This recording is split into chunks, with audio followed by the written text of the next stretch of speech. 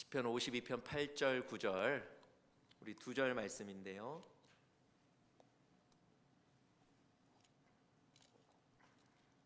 우리 두 절 함께 한 목소리로 짧으니까요 같이 읽겠습니다. 시작. 그러나 나는 하나님의 집에 있는 푸른 감람나무 같으며 하나님의 인자하심을 영원히 의지하리로다. 주께서 이를 행하셨으므로 내가 영원히 주께 감사하고 주의 이름이 선하심으로 주의 성도 앞에서 내가 주의 이름을 사모하리이다. 아멘. 아멘. 네, 오늘은 놀라지 말고 두려워 말라, 이런 제목으로 우리 하나님 말씀 함께 나누겠습니다. 우리 같이 한번 해볼까요? 놀라지 말고 두려워 말라. 놀라지 말고 두려워 말라. 아멘. 하나님 안에 있는 여러분과 저는 놀라지도 말고 두려워하지도 말아야 될 줄 믿습니다. 한국에서 미국으로 유학 온 34살의 젊은 분이 공부하다가 갑자기 몸이 좀 아팠습니다. 웬만하면 병원에 안 갔을 텐데 몸에 좀 굉장히 큰 이상을 느꼈던 것 같아요. 그래서 여러분 병원에 갔는데 이런저런 검진을 한 이후에 의사가 일주일 후에 다시 오라고 얘기합니다. 일주일 후에 병원을 찾아가서 의사를 만났는데 의사의 얼굴이 심각합니다. 그리고는 그 의사가 그 젊은 청년에게 이렇게 얘기합니다. 당신 간의 수치가 지금 굉장히 좋지 않습니다. 이렇게 되면 10년 후에는 당신의 간의 기능이 완전히 멈출 겁니다. 여러분, 이 청년이 자기가 영어를 좀 혹시 잘 못 알아들었나 싶어서 다시 한번 의사에게 물어봅니다. 아니, 내가 죽을 수도 있다는 얘기입니까? 그랬더니 의사가 그렇다고 얘기하는 거예요. 여러분, 10년 후면 44살이거든요. 그런데 그때에도 여전히 한참 자라고 공부할 자녀들 생각이 나니까 마음이 불안한 거예요. 두려운 거예요. 여러분, 집에 와서 기도를 하는데 기도도 되지가 않습니다. 두려움과 놀람에 완전히 사로잡혀 있는 거예요. 이분이 기도하고 말씀 보다가 어느 한 구절이 완전히 마음에 깨달아지고 그 구절이 마음을 사로잡았습니다. 그 구절이 바로 시편 4편에 있는 구절입니다. 우리 같이 한번 읽어보겠습니다. 시작. 내가 평안히 눕고 자기도 하리니 나를 안전히 살게 하시는 이는 오직 여호와시니이다. 우리 믿음으로 다시 한 번만 읽겠습니다. 시작. 내가 평안히 눕고 자기도 하리니 나를 안전하게 살게 하시는 이는 오직 여호와이시니이다. 여러분, 이분이 불안과 놀람과 두려움에서 벗어나지를 못했는데 이 말씀을 읽고 깨닫는 순간에 내 인생은 조건과 환경에 달려있는 것이 아니고 하나님의 손에 있다는 것을 강력하게 깨닫게 돼요. 그리고는 옆에 있는 가족의 위로로도 벗어날 수 없는 그 불안과 두려움을 이 말씀 때문에 벗어나게 되었습니다. 여러분, 이분이 이 두려움과 놀람에서 벗어나고 나니까 한 가지 더 마음에 확신이 생기더랍니다. 이분이 뭐 때문에 지금 의사가 어디가 나쁘다 그랬죠? 간이 나쁘다 그랬거든요. 근데 그때 하나님이 이 말씀을 주셨잖아요. 그러니까 이분이 나는 적어도 간 때문에는 안 죽겠구나, 이런 생각을 하셨대요.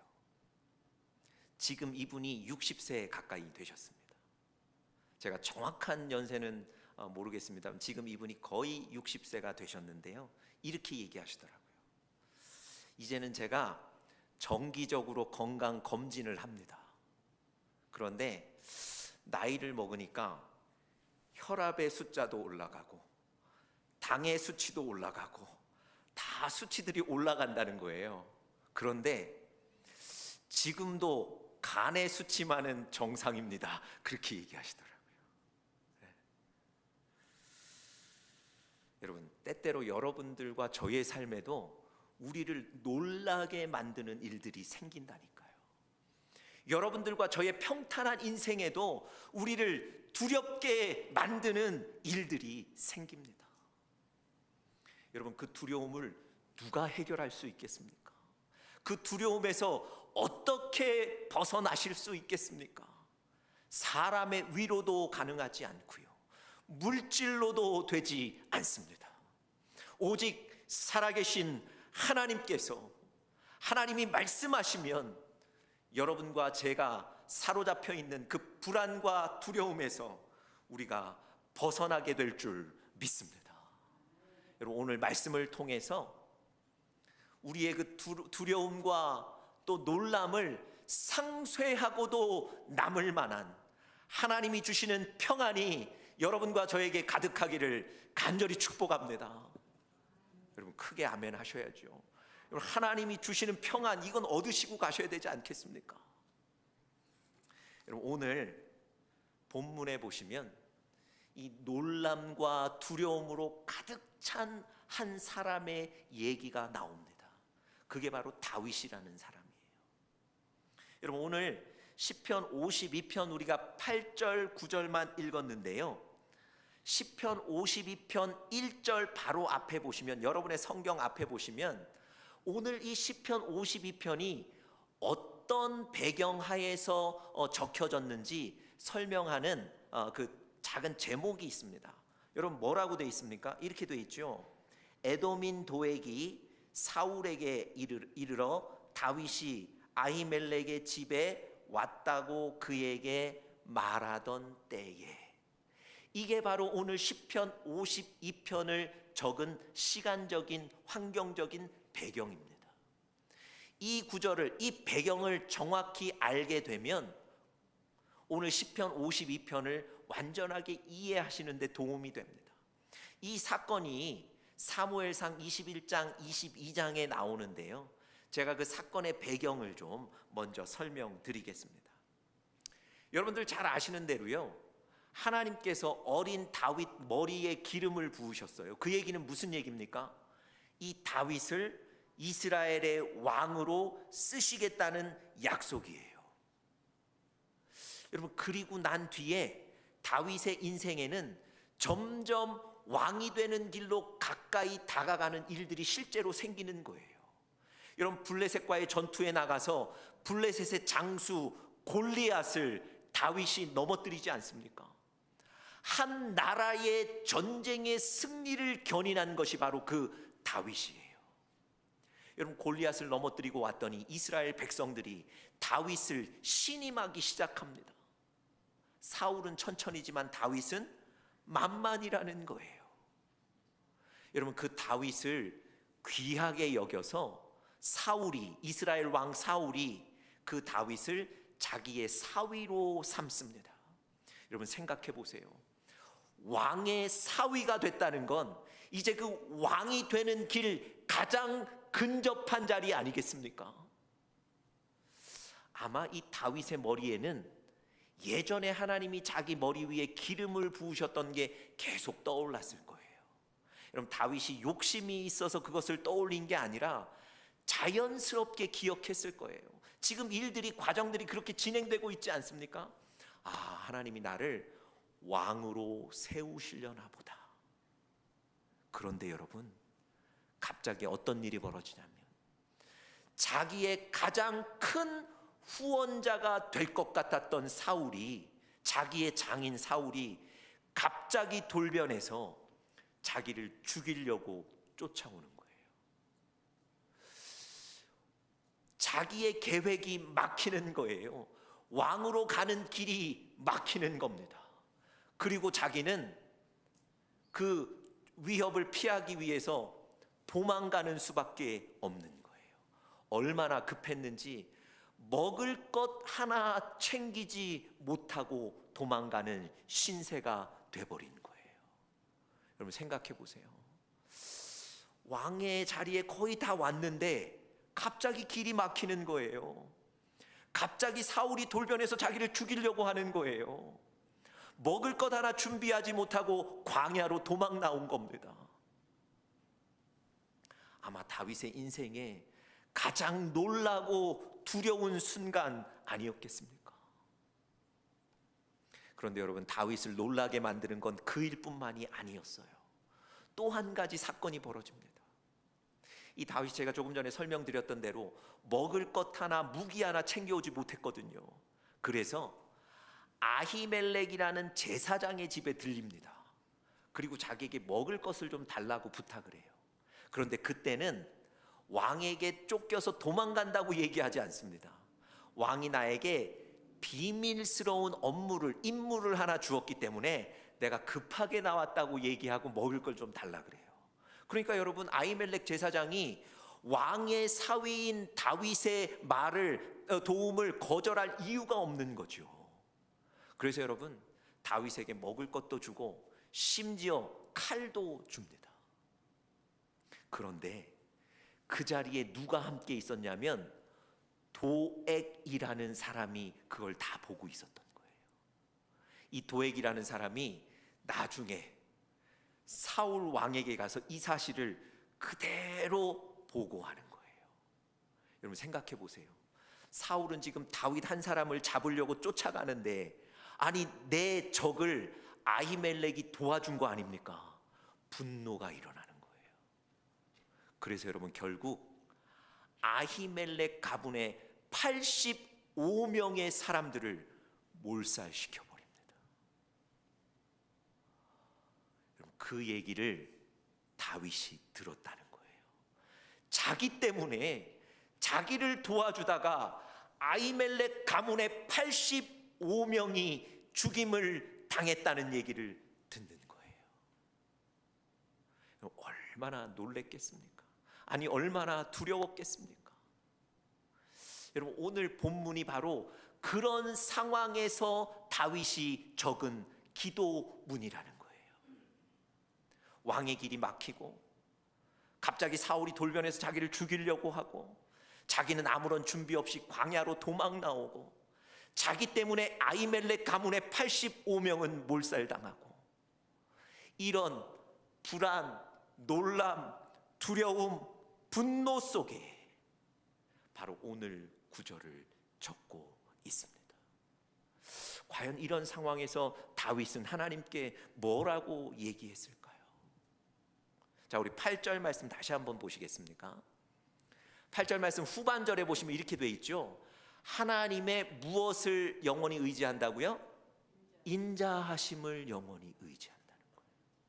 자, 9절도 한번 보겠습니다. 그 다음 절 중반에 보시면 주의 이름이 뭐 하시다고요? 선하시다는 거예요. 여러분, 지금 다윗이요, 이 환난 중에 주님은 인자하십니다, 주님은 선하십니다, 이런 고백을 하고 있는 거예요. 여러분, 선하시다, 인자하시다, 이런 고백은 다윗이 성공할 때 하는 얘기 아닙니까? 다윗의 일이 형통했을 때 고백하는 기도 아닙니까? 아니, 지금 다윗이 형통한가요? 다윗이 지금 성공했나요? 전혀 그렇지 않지요. 길은 막히고 인생은 환난 아닙니까? 그런데 그런 상황 속에서 하나님은 인자하십니다, 하나님은 선하신 분이십니다, 이 고백을 한다니까요. 여러분, 왜 다윗이 지금 저 환난 가운데 이 고백을 하고 있을까요? 그냥 습관적으로 나오는 고백일까요? 그렇지 않습니다. 다윗은 지금 하나님 앞에 진심으로 저 고백을 드리고 있는 거예요. 왜 그랬을까요? 무엇이 다윗으로 하여금 저 상황에서 저 고백을 하게 만들었을까요? 믿음이에요. 한 가지 믿음이라는 거예요. 다윗에게 하나님을 향한 믿음이 있었기 때문에 그 믿음 가지고 저 고백을 하는 거예요. 여러분, 제가 추상적으로 믿음이 있었으니까 그랬을 것입니다. 제가 예상하고 유추하는 게 아닙니다. 8절 말씀 다시 한번 보세요.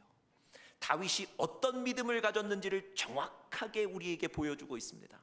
자, 첫 번째 구절 보세요. 그러나 나는 하나님의 집에 있는 푸른 감람나무 같으며. 여러분, 다윗은 지금 자신이 어디에 있다고 믿고 있는 겁니까? 하나님의 집에 있다고 믿는 거예요. 여러분, 아까 설명드렸지만 지금 다윗은 어디 있는 겁니까? 도망가느라 광야에 나와 있는 거거든요. 여러분, 너무 위험해서 급해서 먹을 것 하나 무기 하나 챙겨 나오지 못한 그 광야에서 다윗은 뭐라고 얘기하는 거예요? 이곳에서도 하나님이 나와 함께 계십니다. 그걸 믿는 거예요. 여러분, 다윗은 지금 인생의 최고의 환난 가운데 있는데, 놀람과 두려움 가운데 있는데, 그럼에도 불구하고 살아계신 하나님께서 자기와 함께 계심을 믿는 거예요. 내가 어디에 있든지, 내가 어떤 상황이든지, 나의 조건이 어떠하든지 하나님은 나와 함께 계신다는 거예요. 여러분, 하나님이 여러분과 저와 함께 계신 줄 믿습니다. 여러분의 상황이 어떠하든지, 여러분의 환경과 조건이 어떠하든지 살아계신 하나님이 우리와 함께 계십니다. 여러분, 이 믿음이 있으니까 다윗이 저 상황에서 하나님은 선하시고 하나님은 인자하십니다, 그 고백을 하는 거예요. 야곱이 아버지와 형 속이고 삼촌 라반의 집으로 도망가던 사건이 있죠. 그때 도망가다가 날이 저물어서 광야에서 하룻밤 머물게 되죠. 여러분, 광야에 누운 그 밤, 그의 마음이 어땠을까요? 가족에게서 외면당했다는 그 슬픔, 내가 아버지와 형을 속였다는 죄책감, 이제 다시는 가족을 만날 수 없다는 절망, 뿐만 아니라 앞으로 내 인생은 어떻게 될 것인가 불안, 여러분, 이 두려움으로 가득한 밤 아니었겠습니까? 그런데 그 광야에서 돌 하나 주워다가 베개 삼아 누워 자던 그 밤에 하나님께서 그의 꿈에 나타나셨습니다. 그리고 한 가지 말씀하셨어요. 내가 너와 함께 있다. 야곱이 잠에서 깨고 난 뒤에 그 광야에 단을 쌓고 예배를 드립니다. 여러분, 절망에 빠져있던 야곱이 아침에 일어나 단을 쌓고 예배를 드렸다는 건 놀람과 두려움에서 벗어났다는 얘기 아니겠습니까? 어떻게 그가 그 놀람과 두려움에서 벗어날 수 있었을까요?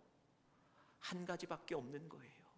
하나님이 꿈에서 주셨던 그 말씀, 뭐라고요? 내가 너와 함께 한다는 거예요. 야곱이 그곳에 단을 쌓고 예배를 드리고 그 제단 이름을 뭐라고 지었죠? 벳엘.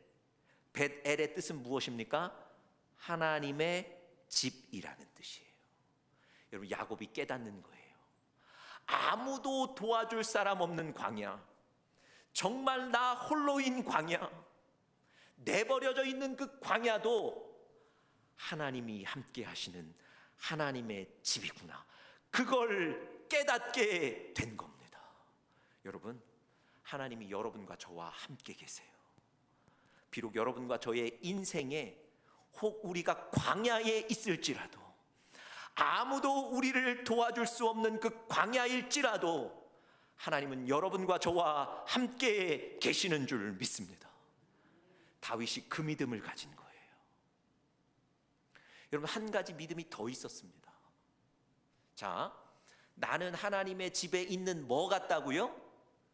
푸른 감람나무 같다고 고백하죠. 여러분, 나무가 푸르려면 어떻게 해야 되죠? 나무가 푸르른 잎사귀를 맺고 열매를 맺으려면 뭐가 공급이 돼야 됩니까? 계속해서 물이 공급돼야 되는 거예요. 여러분, 다윗이 지금 자기를 얘기하는데 그저 광야에 심긴 잎사귀 없는 나무라고 얘기하지 않아요. 하나님의 집에 있는 푸른 감람나무라고 얘기하는 거예요. 무슨 얘기겠습니까? 하나님이 주시는 은혜와 도움을 지금도 공급받고 있다는 거예요. 여러분, 다윗에게는 또 한 가지 어떤 믿음이 있었던 거예요? 내 상황이 비록 도망 다니는 이 도망자의 신세지만, 내가 비록 광야에 있지만 하나님은 여전히 나를 돕고 계신다는 거예요. 하나님은 여전히 나를 가장 좋은 길로 인도하고 계시다는 그 믿음이 있는 거예요. 여러분, 그 믿음이 있으니까 지금 저 상황에서 하나님은 인자하시고 하나님은 선하십니다 고백할 수 있었던 겁니다. 여러분, 다윗이 그 사울에게 쫓겨서 막다른 골목에 몰린 적이 있습니다.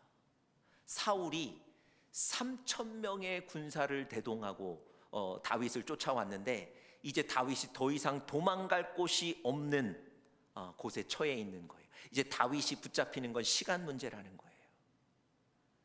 그런데 그때 한 전령이 사울에게 달려와서 지금 블레셋이 우리 이스라엘을 공격하기 시작했습니다.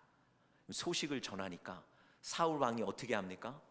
다윗 한 사람 잡으려던 그 작전을 다 중단하고 전쟁터로 3,000명의 군사들과 함께 나가게 되죠. 여러분, 생각해 보세요. 나라에 전쟁이 났다는데 그 다윗 한 사람 잡으려고 여기 머무를 수 없지 않습니까? 여러분, 막다른 골목에 몰렸던 다윗은 그렇게 다시 한번 살게 되는 거예요. 여러분, 이게 우연일까요? 우연히 그런 일이 그런 시간에 벌어졌을까요? 여러분, 다윗에게는 그렇게 얘기하면 우연이 너무 많지요. 그 우연들이 결국은 하나님의 일하심인 줄 믿습니다. 여러분, 하나님이 돕고 계신 거예요. 은혜를 베풀고 계신 거예요. 다윗에게 이 두 가지 믿음이 있으니까 하나님은 선하시고 하나님은 인자하십니다 고백할 수 있는 거예요. 여러분, 다윗에게 두 가지 믿음 뭐라 그랬죠? 첫 번째는 하나님이 여전히 나와 함께 계시다는 것. 두 번째 믿음은 뭐였습니까? 여전히 나에게 은혜와 도움을 베풀고 계시다는 것.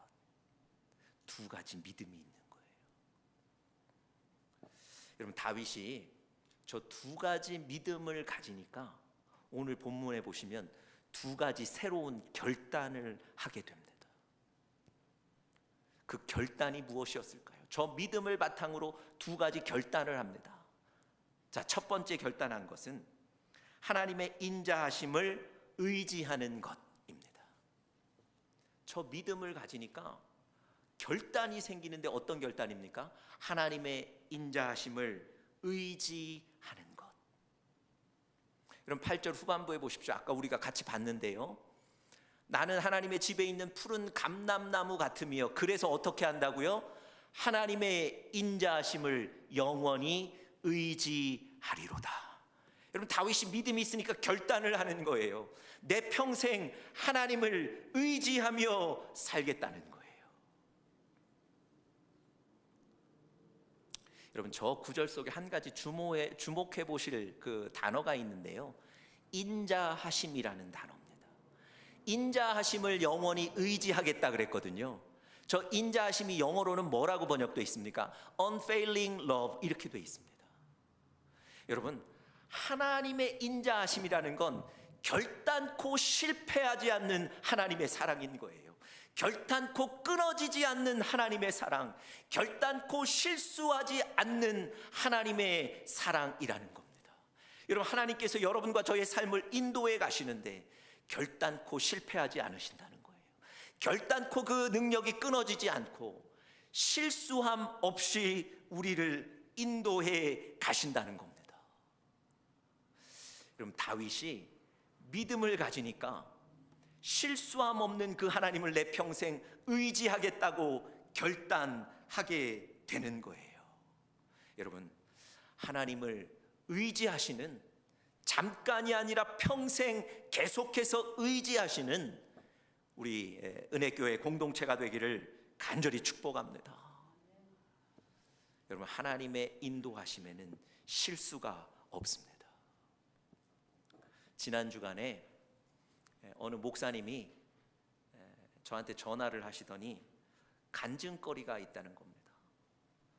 그래서 무슨 일이 있으셨냐고 그랬더니 이분이 이렇게 얘기하세요. 목사님, 제가 무릎이 갑자기 너무 아파져서 그 전주에는 설교도 못했다는 거예요. 걸어 나오시고 강단에 서 있을 만한 무릎 상태가 되지 못해서 설교도 못했다는 거예요. 근데 이분이 근처에 한의원이 하나 있었는데 한 번도 가보지 않은 곳이었답니다. 자기는 다른 한의원을 다녔는데 평소에 갈 일이 있었으면, 근데 그날따라 그 한의원에 한번 가봐야 되겠다는 마음이 생겼답니다. 그래서 그 한의원에 가서 침을 맞았는데 여러분, 다리 통증이 없어지면서 걷게 됐다는 거예요. 여러분, 여기까지만 들으시면 이게 간증 같죠? 저도 이게 간증인 줄 알았어요. 무릎이 아파서 낫다니까 이게 간증 아닙니까? 그랬더니 간증은 그 다음 얘기더라고요. 타주에 사시는 어머니가, 이 목사님의 어머니가 그 아들 목사님 집에 오신 거예요, 그 주간에. 근데 어머니에게 최근에 그런 일이 있으셨답니다. 이 어머니가 갑자기 쓰러지셨어요. 그런데 다행히 옆에 사람이 있어서 이렇게 생명을 보존하실 수 있었다는 거예요. 그런 일이 있으셨다는 겁니다.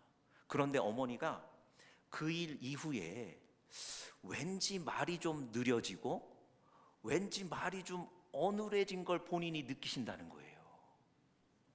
그러니까 이제 아들 집에 와서 그 얘기를 하신 거예요. 여러분, 이 목사님이 어떻게 했겠습니까? 당장에 어머니를 모시고 자기가 효과를 봤던 그 한의원에 간 거예요. 어머니를 모시고. 그래서 어머니가 침을 맞으셨는데요, 옆에서 지켜보는데 침을 맞으셨는데 얼굴이 갑자기 화장을 한 사람처럼 빨개지더랍니다. 그러고 났는데 말이 느려지고 말이 둔해졌던 게 완전히 사라져 버렸다는 거예요. 이 목사님이 놀래면서 저한테 이런 얘기하는 거예요. 제가 무릎 고친 것도 대단히 감사한 일인데 사실은 하나님이 우리 어머니의 그 큰 어려움을 고쳐주시기 위해서 하나님이 이미 계획하시고 저를 준비해 놓으셨던 겁니다. 이렇게 얘기하더라고요. 자기가 한 번도 가보지 않았던 그 한의원에 가서 자기가 침을 맞고 자기가 그 효과를 보고 어머니가 당장에 그곳에 가는 거죠. 여러분, 하나님의 인도하심에는 실수가 없으신 줄 믿습니다. 그래서 그 하나님의 인자하심을 내가 의지하겠다는 거예요. 자, 두 번째, 다윗이 저 믿음을 가지고 두 번째 결단한 것, 감사입니다. 감사. 첫 번째는 하나님을 의지하겠다고 결단하고요, 두 번째는 감사를 결단했습니다. 자, 9절 한번 보시죠. 9절에 이렇게 되어 있습니다. 주께서 이를 행하셨으므로 내가 영원히 주께 감사하고. 여러분, 믿음이 있으니까 감사한다는 거예요. 그런데 여러분, 주목해 보실 것이 하나 있습니다. 내가 왜 감사하는지 근거를 제일 앞에 적고 있죠. 주께서 이를 행하셨으므로 내가 감사한다는 거예요. 근데 주께서 행하신 게 뭡니까? 제가 오늘 배경을 설명드리면서 다 얘기해 드렸죠. 왕이 되는 길을 막으신 것, 사울 왕이 갑자기 돌변해서 자기를 죽이려고 위협하는 것, 또 자기는 아무런 준비 없이 광야에 도망 나온 것, 이게 하나님이 하신 일이라니까요. 이게 감사할 일입니까? 이게 고마운 일입니까? 원망스러운 일 아닙니까? 그런데 다윗이 지금 나에게 그런 계획을 막으시고 나를 환난으로 몰아넣으신 하나님, 그것 때문에 감사하겠다는 거예요. 어떻게 이게 감사거리입니까? 다윗은 믿음이 있는 거예요. 내가 지금 환난을 당하지만, 내가 지금 왕의 자리에서 멀어졌지만 하나님은 여전히 나에게 가장 좋은 길로 인도해 가고 계시다는 그 믿음, 그것 때문에 뭐를 결단하는 거예요? 감사하겠다는 거예요. 여러분, 오늘 여러분들과 저의 삶에 내 뜻대로 되지 않지만, 지금 나의 상황이 다윗과 같이 이러저러하게 꼬여 있지만, 그럼에도 하나님이 하신 그 일 때문에 감사하시기를 간절히 축복합니다. 이게 하나님의 말씀이에요. 자, 우리 감사를 하나님이 얼마나 원하시는지 우리 한 구절 좀 같이 볼까요? 우리 시편 말씀 같이 한번 읽어보겠습니다. 시작. 감사로 제사 드리는 자가 하나님을 영화롭게 하나니. 여러분, 하나님이 무엇 때문에 기뻐하신다고요? 감사. 여러분들과 제가 오늘도 감사로 예배 드릴 때 하나님이 영광 받으시는 줄 믿습니다. 다른 게 아니고요, 감사하는 것. 그런데 여러분, 감사에는 세 가지 종류가 있답니다. 첫 번째는 만약의 감사. 만약 하나님이 이거 해주시면 제가 감사하겠습니다. 두 번째는 때문에의 감사. 하나님이 이거 해주셨기 때문에 감사합니다. 여러분, 예상이 되시죠? 세 번째는 어떤 감사하겠습니까? 그럼에도 불구하고 감사라는 거예요. 하나님이 아직 해주시지 않았지만, 아직 나타나지 않았지만, 내 뜻대로 되지 않지만, 그럼에도 불구하고 감사합니다. 여러분, 오늘 본문의 다윗의 감사가 바로 그럼에도 불구하고의 감사였던 거예요. 여러분, 믿음으로 하나님께 그럼에도 불구하고 감사하시는 우리 은혜교회 성도들 되시기를 간절히 축복합니다. 여러분, 이건 이제 듣고 끝나시면 안 되고요, 오늘 반드시 감사하셔야 돼요. 하나님, 이게 안 돼서 감사하고, 저게 막혀서 감사하고, 오늘 반드시 감사로 실천하시는 날 되시기를 바랍니다. 마지막 얘기 하나만 드리고 오늘 설교를 마치겠습니다. 영국에 매튜 헨리라는 유명한 성경 주석가가 있습니다. 지금도 저는 이분이 쓰신 주석도 참고하거든요. 아주 유명한 성경 주석가 목사님인데, 이분이 어느 날 강도를 만났다는 거예요. 옷도 뺏기고 돈도 뺏기고 거기다가 폭행을 당해서 온몸에 피를 흘렸다는 거예요. 그 당시에 기절해서 시간이 한참 지난 이후에 정신이 들어서 피투성이가 된 채로 집으로 왔다는 겁니다. 여러분, 가족들이 보고 얼마나 놀랬겠습니까? 그런데 이분이 가족들을 보고는 그 상황이 이렇게 됐다는 설명하기도 전에 자기 서재로 들어가서 하나님께 기도하기를 시작했다는 거예요. 뭐라고 기도했을까요? 옷도 뺏기고 돈도 뺏기고 피투성이가 되도록 폭행을 당하고, 그렇게 해서 집에 와서 뭐라고 기도했을까요? 이렇게 기도했다는 거예요. 하나님, 내가 오늘 이런 상태가 됐지만 그래도 하나님 나 살려주셔서 저 가족들 다시 보게 해주셔서 감사합니다. 그리고 이제까지 한 번도 강도를 만나지 않았다는 것을 이제야 감사합니다. 그리고 내가 예수 믿지 않았다면 나도 저 강도와 같이 범죄자가 될 수 있었을 텐데 예수 믿고 하나님의 자녀 삼아 주셔서 감사합니다. 여러분, 오늘 여러분들과 제가 하나님 앞에 이런 감사를 드리실 수 있기를 간절히 바랍니다. 믿음을 가지고 하나님을 의지하고 감사하시는 우리 믿음의 공동체 되기를 간절히 축복합니다. 우리 기도하겠습니다.